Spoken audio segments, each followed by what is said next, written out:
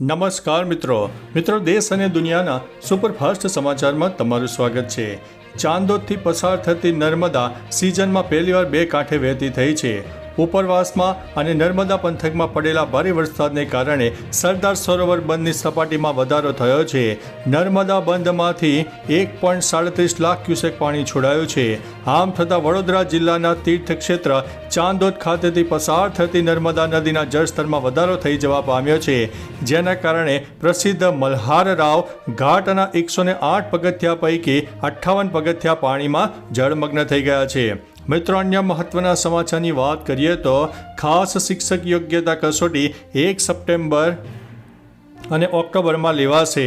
Special educator એટલે કે ખાસ શિક્ષક યોગ્યતા કસોટી ટેટ 1 અને ટેટ 2ની પરીક્ષા આગામી સમયમાં યોજાવા માટે જઈ રહી છે। સામે આવેલી માહિતી અનુસાર ખાસ શિક્ષક યોગ્યતા કસોટી 1 સપ્ટેમ્બર અને ઓક્ટોબરમાં લેવાશે। 8 ઓગસ્ટથી ઓનલાઈન ફોર્મ ભરાશે। રાજ્ય પરીક્ષા બોર્ડ દ્વારા ખાસ શિક્ષક યોગ્યતા કસોટીનું આયોજન કરવામાં આવ્યું છે। મિત્રો, અન્ય મહત્વના સમાચારની વાત કરીએ તો રમતનું મેદાન માટે 40 ગામના યુવાનોની માંગ। અરવલ્લી જિલ્લામાં રમતના મેદાનને લઈને 40 ગામના યુવાનો કલેક્ટરને આવેદનપત્ર આપ્યું હતું। કલેક્ટરને આવેદનપત્ર આપીને રમતગમત અને ભરતી માટે પ્રેક્ટિસ મેદાનની માંગ કરી છે। તેઓનું કહેવું છે કે રમતગમત ક્ષેત્રે બાળકોનો વિકાસ થાય અને સંરક્ષણ કે અન્ય નોકરીની ભરતીમાં સફળ થવા માટે શારીરિક કસરત માટે સારું રમતનું મેદાન હોવું જરૂરી છે। મિત્રો, અન્ય મહત્વના સમાચારની વાત કરીએ તો લીમખેડાની ગ્રામ પંચાયતમાં લાંચનો ખેલ। લીમખેડાની ગ્રામ પંચાયતમાંથી લાંચો અધિકારી ઝડપાયો છે। જન્મના દાખલા માટે ₹1000ની લાંચ લેતા ચીલાકોટાનો કોમ્પ્યુટર ઓપરેટર ACBના છટકામાં ઝડપાયો છે। ફરિયાદીના ભાઈની પુત્રીઓની શાળા માટે આધાર કાર્ડ બનાવવા જન્મના દાખલાની જરૂર હતી। આ માટે તેઓ ચીલાકોટા ગ્રામ પંચાયતની કચેરીએ પહોંચ્યા હતા। આરોપી દિનેશ સોલંકી સામે ગુનો નોંધીને વધુ તપાસ હાથ ધરવામાં આવી છે। મિત્રો, અન્ય મહત્વના સમાચારની વાત કરીએ તો મંદિરમાં રીલ બનાવનારાઓ સામે થશે કડક કાર્યવાહી। સોશિયલ મીડિયા પર રીલ બનાવનારા વધતા ચલણને ધ્યાનમાં લઈને તિરુમાલા તિરુપતિ દેવસ્થાનને મંદિર પરિસરમાં રીલ બનાવવા સામે કડક કાર્યવાહીની ચેતવણી જારી કરી છે। મંદિર પ્રશાસનનું કહેવું છે કે કેટલાક લોકોએ વાંધાજનક વિડીયો બનાવીને સોશિયલ મીડિયા પર શેર કરવાથી ભક્તોની ભાવનાને ઠેસ પહોંચી છે। મંદિરની પવિત્રતાનું સન્માન કરવું જોઈએ। મિત્રો, અન્ય મહત્વના સમાચારની વાત કરીએ તો સરદાર સરોવર ડેમ સિઝનમાં પહેલીવાર વોર્નિંગ સ્ટેજ ઉપર જોવા મળ્યો છે। સરદાર સરોવર ડેમની સપાટી સિઝનમાં પહેલીવાર વોર્નિંગ સ્ટેજ ઉપર પહોંચી ગઈ છે। હાલ ડેમના કુલ 23 દરવાજામાંથી 15 દરવાજા ખોલીને 3,27,000 ક્યુસેક પાણી નર્મદામાં છોડવામાં આવી રહ્યું છે, જેથી નર્મદા કાંઠાના 27 ગામો અને ભરૂચના નીચાણવાળા વિસ્તારોને એલર્ટ કરવામાં આવ્યા છે। મધ્યપ્રદેશના ભારે વરસાદના પગલે ઓમકારેશ્વર ડેમમાં નવા નીરની પણ આવક થઈ છે। મિત્રો, અન્ય મહત્વના સમાચારની વાત કરીએ તો રાજ્યભરમાં સરકારી કર્મચારીઓનો વિરોધ। રાજ્યભરમાં સરકારી કર્મચારીઓનો વિરોધ નોંધાવ્યો છે। જૂની પેન્શન સ્કીમ લાગુ કરવાની માંગ સાથે વિરોધ નોંધવામાં આવ્યો છે। શિક્ષકોએ કહ્યું છે કે સાંસદ સભ્યો અને ધારાસભ્યો જૂની પેન્શન સ્કીમનો લાભ લઈ રહ્યા છે। જૂની પેન્શન સ્કીમમાં ફિક્સ પેન્શન મળતું હતું। નવી પેન્શન સ્કીમમાં શેર બજાર આધારિત હોવાથી નક્કી નથી કેટલું મળે। 80,000 પગાર ધરાવતા શિક્ષકને માત્ર ₹2800 પેન્શન મળે તેવી સ્કીમ છે। મિત્રો, અન્ય મહત્વના સમાચારની વાત કરીએ તો યુપીમાં ટ્રેન અકસ્માત, 2 કોચ પાટા પરથી ઉતરી ગયા।